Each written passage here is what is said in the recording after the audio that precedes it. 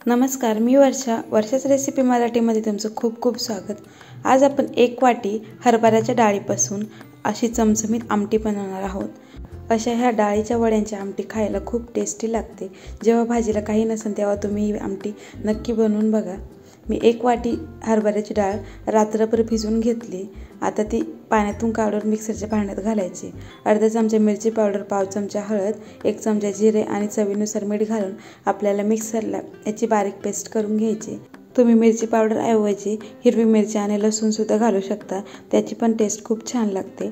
अजिबात पाणी न घालता आपल्याला ही डाळ मिक्सरला अशी बारीक वाटून घ्यायची। आता आपल्याला ह्याच पिठाचे वडे बनवून घ्यायचे आहेत। इथे मी तवा गरम करून घेतला, त्यावरती तेल सोडायचे आणि त्यानंतर आपल्याला असं एक छोटा गोळा घ्यायचा आहे आणि तव्यावर असं थापून घ्यायचं आहे। आपल्याला ह्या पद्धतीने छोटे छोटे वडे बनवून घ्यायचे आहेत किंवा तुम्ही हे वडे डीप फ्राय सुद्धा करू शकता। सगळे वडे ह्या पद्धतीने आपल्याला बनवून घ्यायचे आणि त्यानंतर त्यावरती थोडं थोडं तेल सोडायचे।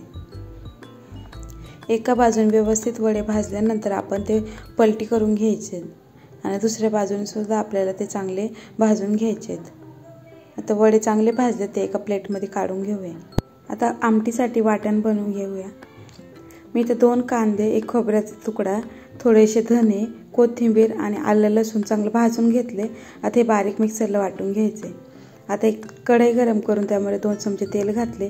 तेल गरम झाल्यावरती मोहरी आणि जिरं घालायचे, त्यानंतर कढीपत्ता घालायचा आहे। इथे मी धना पावडर 1 चमचा, हळद पावडर 1 चमचा, गरम मसाला 1 चमचा, कांदा लसूण मसाला 2 चमचे आणि 1.5 चमचा लाल मिरची पावडर घातली।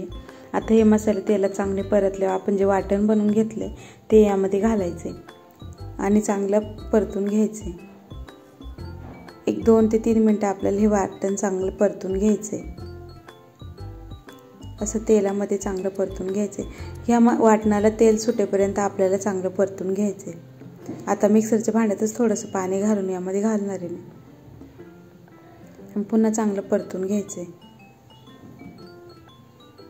तर वाटण चांगलं परतले त्यामध्ये आपण गरम पाणी घालूया। तुम्हाला जितकं पातळ आमटी पाहिजे तेवढं पाणी तुम्ही यामध्ये घालून घेऊ शकता।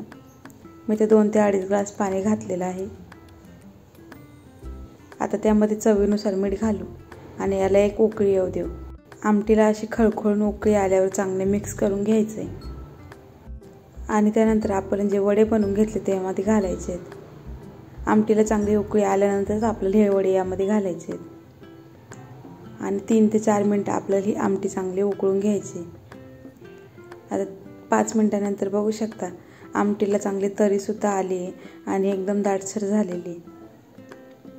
आपली ही डाळ वड्याची आमटी बनवून तयार झालेली आहे। एकदम चमचमीत आमटी तयार होते, खायला सुद्धा खूप छान लागते। आता यावर थोडीशी कोथिंबीर घालूया। आपली झणझणीत अशी आमटी बनवून तयार झालेली आहे। भाजीला काही नसलं किंवा वेगळं काहीतरी खाऊशी वाटलं तेव्हा तुम्ही ही आमटी बनवून खाऊ शकता। भाकरीसोबत, भातासोबत खायला खूप छान लागते। तर तुम्हाला जर ही रेसिपी आवडली असेल तर लाईक करा, जास्तीत जास्त लोकांना शेअर करा आणि नवीन असाल तर चॅनलला सबस्क्राईब नक्की करा। पुन्हा भेटू अशाच व्हिडिओ। तोपर्यंत धन्यवाद।